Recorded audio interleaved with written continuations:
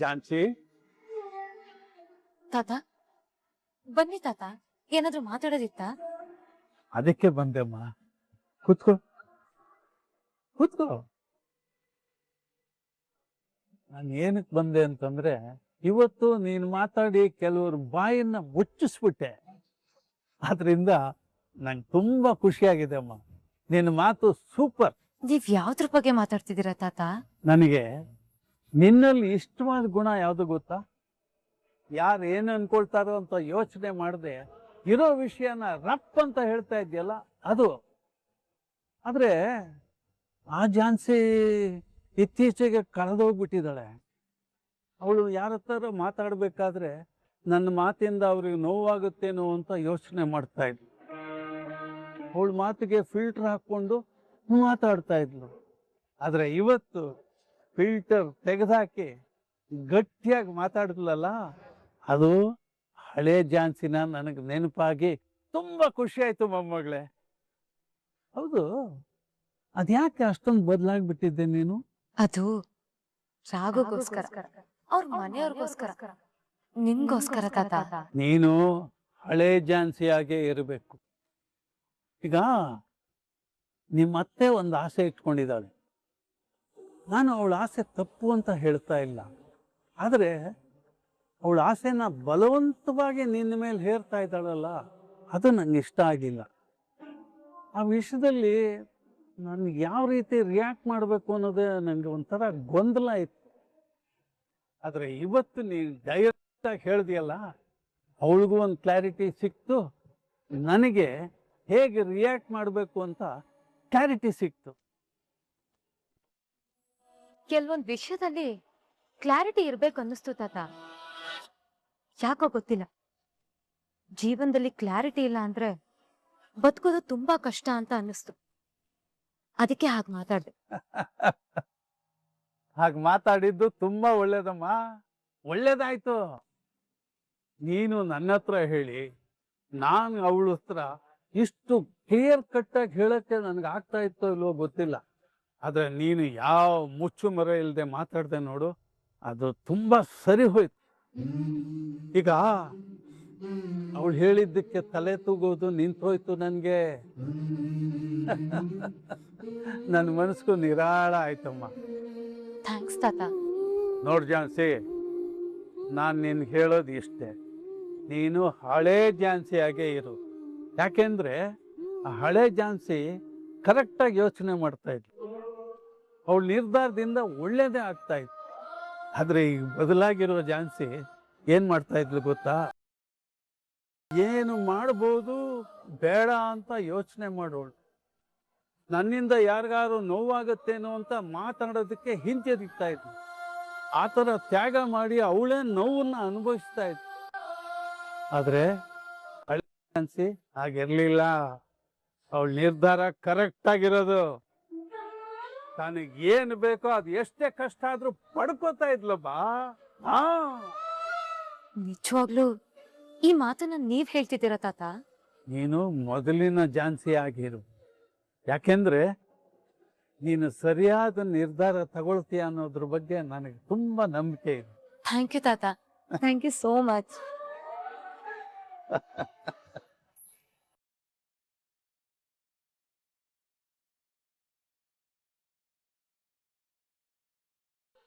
ರಾಘವೇಂದ್ರ ಅವ್ರೆ, ನಾನ್ ಯಾಕೆ ಹಾಗೆ ಮಾತಾಡ್ದೆ ಅಂತ. ನೀನ್ ಏನೇ ಹೇಳೋದಿದ್ರು ಮೊದ್ಲು ಸಾರಿ ಕೇಳಿ ಆಮೇಲೆ ಮಾತಾಡು.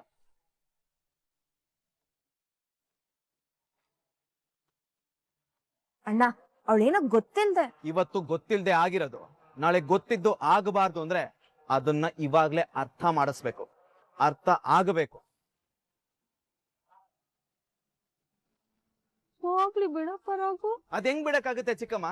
ಇವತ್ತೇನಾದ್ರು ಬಿಟ್ರೆ ನಾಳೆ ದೊಡ್ಡದಾಗುತ್ತೆ. ಅದ್ ನನಗೆ ಇಷ್ಟ ಆಗಲ್ಲ. ರಾಘು ಹೇಳ್ತಾ ಇರೋದು ಸರಿಯಾಗಿದೆ. ಯಾಕಂದ್ರೆ ತಪ್ಪು ನಡೆದಾಗಲೇ ಸರಿ ಮಾಡಿದ್ರೆ ಮತ್ತೆ ಆ ತಪ್ಪು ಆಗಲ್ಲ. ನೋಡನಿತಾ, ಈ ಮನೇಲಿ ಅಜ್ಜಿಗೆ ಅವ್ರದೇ ಆದಂತಹ ಸ್ಥಾನ ಇದೆ, ಅವ್ರದೇ ಆದಂತಹ ಬೆಲೆ ಇದೆ. ಈ ಮನೇಲಿ ಅಜ್ಜಿ ಅಂದ್ರೆ ಗೌರವ, ದೊಡ್ಡಪ್ಪ ಅಂದ್ರೆ ಭಯ ಅನ್ನೋದಿದೆ. ಅದು ಮುಂದೆನೂ ಹಾಗೆ ಇರಬೇಕು. ನಾವೆಲ್ಲರೂ ಅವ್ರ ಹತ್ರ ಹೇಗ್ ನಡ್ಕೋತೀವೋ ನೀನು ಕೂಡ ಹಾಗೆ ನಡ್ಕೋಬೇಕು. ಅದು ರಾಘವೇಂದ್ರ ಅವ್ರೆ, ನಾನ್ ಜಸ್ಟ್ ರೂಮ್ ಮತ್ತೆ ಫರ್ನಿಚರ್ಸ್. ಏನು ಬದ್ಲಾಗಲ್ಲ, ಬದಲಾಗಬಾರ್ದು.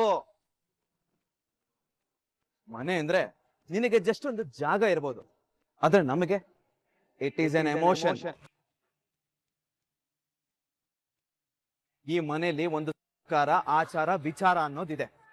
ಈ ಮನೆಗೆ ಸಂಬಂಧಪಟ್ಟಿರೋ ಎಲ್ಲರೂ ಪಾಲಿಸ್ತಾ ಇದ್ದೀವಿ, ಅದನ್ನ ನೀನು ಪಾಲಿಸ್ಬೇಕು. ನೀ ಮನೇಲಿ ಬದುಕಬೇಕು ಅಂದ್ರೆ ಹಿರಿಯರಿಗೆ ಗೌರವ, ಕಿರಿಯರಿಗೆ ಪ್ರೀತಿ ಕೊಡಬೇಕು. ಅಣ್ಣ, ಪಲ್ಲವಿ, ನೀನ್ ಈ ವಿಷಯದಲ್ಲಿ ತಲೆ ಹಾಕ್ಬೇಡ. ಇವಳು ಇಷ್ಟೆಲ್ಲ ಮಾತಾಡಿದ್ರು ಅದನ್ನ ನೋಡ್ಕೊಂಡು ಸುಮ್ನೆ ನಿಂತಿದ್ದೀರಲ್ಲ, ಮೊದಲನೇ ತಪ್ಪು ನೀವು ಮಾಡಿರೋದು. ಆದ್ರೆ ಆ ತಪ್ಪನ್ನ ನಾನು ಮಾಡಲ್ಲ. ನೋಡನಿತಾ, ನೀನ್ ಈ ಮನೇಲಿ ಸೊಸೆಯಾಗಿ ಬದುಕ್ಬೇಕು ಅಂತಂದ್ರೆ ಮೊದ್ಲು ನಿನ್ನ ದರ್ಪ ದುರಹಂಕಾರನೆಲ್ಲ ನಿಮ್ ಮನೇಲಿ ಗಂಟು ಮೂಟೆ ಕಟ್ಟಿಟ್ಟು ಬರಬೇಕು. ಮೊದ್ಲು ನೀನ್ ಈ ಆಟಿಟ್ಯೂಡ್ ನ ಚೇಂಜ್ ಮಾಡ್ಕೋಬೇಕು.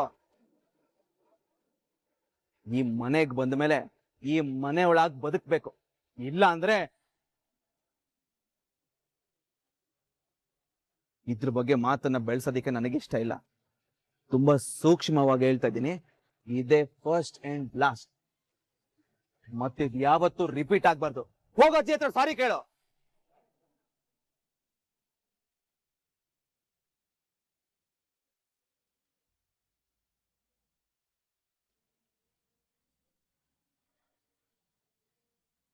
ಅನಿತಾ, ಅಣ್ಣ ಹೇಳ್ತಿದಂತಾನೆ ಅಜ್ಜಿ ಸಾರಿ ಕೇಳ್ಬಿಡು.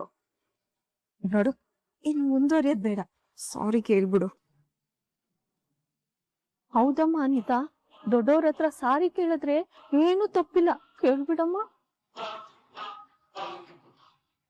ನಿನಗೆ ಹೇಳ್ತಾ ಇರೋದು ಅನಿತಾ, ಕ್ಷಮೆ ಕೇಳೋ.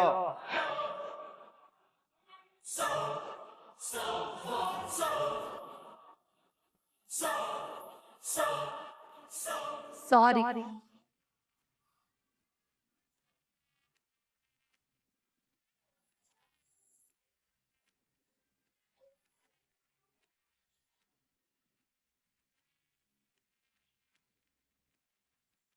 ಬೇರೆಯವ್ರ ಬಗ್ಗೆ ನಮಗ್ ಗೊತ್ತಿಲ್ಲ, ಆದ್ರೆ ಈ ಜನ್ಮದಲ್ಲಿ ನಾವು ತೀರ್ಸೋಕೆ ಆಗಲ್ಲ ಅಂತ ಋಣನ ನಮ್ಮ ಮೇಲೆ ಹೊರಿಸಿದಿರ. ನಿಜವಾಗ್ಲು ನಾವು ಬದುಕಿರೋವರೆಗೂ ನಿಮ್ಮನ್ ಮರೆಯಲ್ಲ. ನಿಮಗಿರೋ ಒಳ್ಳೆತನನೇ ಅವತ್ತು ಕೈ ಹಿಡಿದು ಕಾಪಾಡಿದ್ದು. ಕಷ್ಟ ಕಾಲದಲ್ಲಿ ಆದವ್ರನ್ನ, ಮರೆದೇ ಇರೋರ್ನ ಆ ದೇವ್ರು ಯಾವಾಗ್ಲೂ ಕಾಪಾಡ್ತಾನೆ. ಇಲ್ಲ, ಎಲ್ಲಿಮ್ಮ ಮಗು ಕೊಡಿ. ಓಯ್ ಕಳಿ, ನೀನು ಹುಟ್ಟಿದ್ದಿನ ನಾನೇ ಮೊದಲ್ ನೋಡಿದ್ದು ಗೊತ್ತಾ? ನೋಡು, ಆದಷ್ಟು ಬೇಗ ದೊಡ್ಡವಳಾಗಿ ಈ ಅಜ್ಜಿನ ಹುಡಿಕೊಂಡ್ ಬರ್ಬೇಕು, ಆಯ್ತಾ?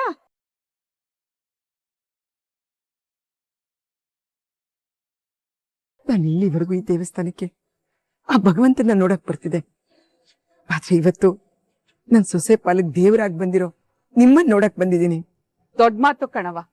ನಿಮ್ ಮಗ ಸೊಸೆ ಒಳ್ಳೆ ತನಿಕೆ, ಒಳ್ಳೆ ಗುಣಿಕೆ ಎಲ್ಲ ಒಳ್ಳೇದಾಗತ್ತೆ. ನಿಮ್ ಮೇಲೆ ಯಾವ ದೃಷ್ಟಿನೂ ಬೀಳ್ದೆ 3 ಕಾಲ ಚೆನ್ನಾಗ್ ಬಾಳ್. ಅಮ್ಮ, ಪ್ರಸಾದ ತಗೊಂಡು ಹೋಗಿ.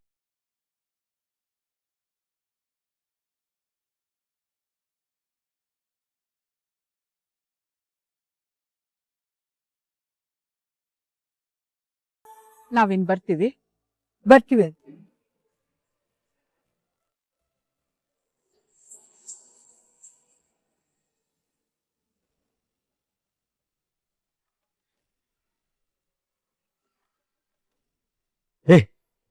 ವೇಕ್, ಅಲ್ಲೋಡು, ಯಾರೋ ಪುಣ್ಯಾತ್ಮರು ಪ್ರಸಾದ ಕೊಡ್ತಿದ್ದಾರೆ.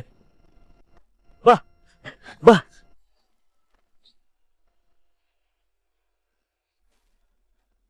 ಅಲ್ಲಿ ನೋಡಿ, ಪ್ರಸಾದ ಕೊಡ್ತಾ ಇರೋರು ಯಾರು ಪುಣ್ಯಾತ್ಮರಲ್ಲ, ನಮ್ ಶತ್ರುಗಳು.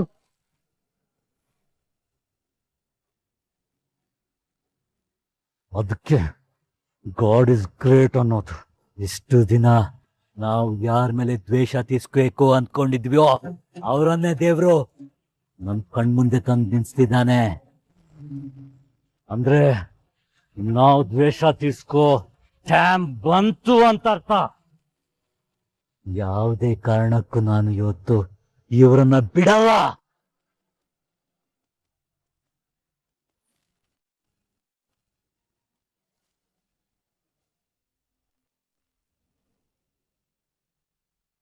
ಇವರನ್ನ ಮಾತ್ರ ಇವತ್ತು ಉಳಿಸಲ್ಲ.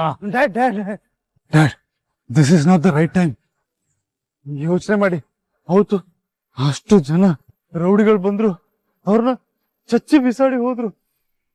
ಈಗ ನಾವೇನಾದ್ರೂ ಅವ್ರ ಕಣ್ಣಿಗೆ ಬಿದ್ರೆ ಅವ್ರು ನಮ್ಮನ್ನ ಪೊಲೀಸ್ಗೆ ಕೊಡ್ತಾರಷ್ಟೇ.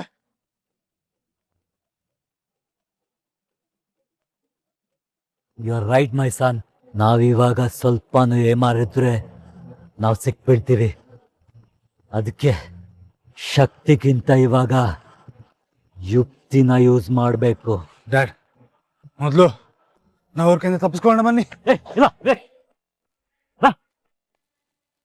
ನಾವು ಇವಾಗ ಬದುಕುಳ್ಬೇಕಾದ್ರೆ ಏನೋ ತಿನ್ಬೇಕು. ಪ್ರಸಾದ ಕೊಡ್ತಾ ಇದ್ದಾರೆ, ಬಾ ಹಚ್ಕೊಳ್ಳೋಣ. ಅದ ನಾವು ಅವ್ರ ಕಣ್ಣಿಗೆ ಬೀಳಲ್ವಾ? ನಾವು ಸಿಕ್ಕಾಗೋತೀವಿ.